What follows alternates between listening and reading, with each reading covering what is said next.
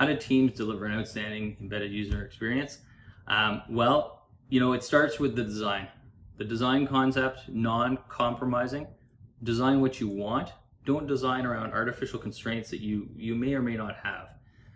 The second thing is, leveraging a technology that takes that design and can actually apply it as an evaluation criteria for your operating system and your CPU and your target hardware. Being able to do that is a really strong point, because if the user interaction design is an important part of your product, then you don't want to compromise in that area.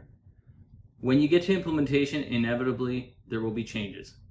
Embrace that change, right? Move with it. Make it easy.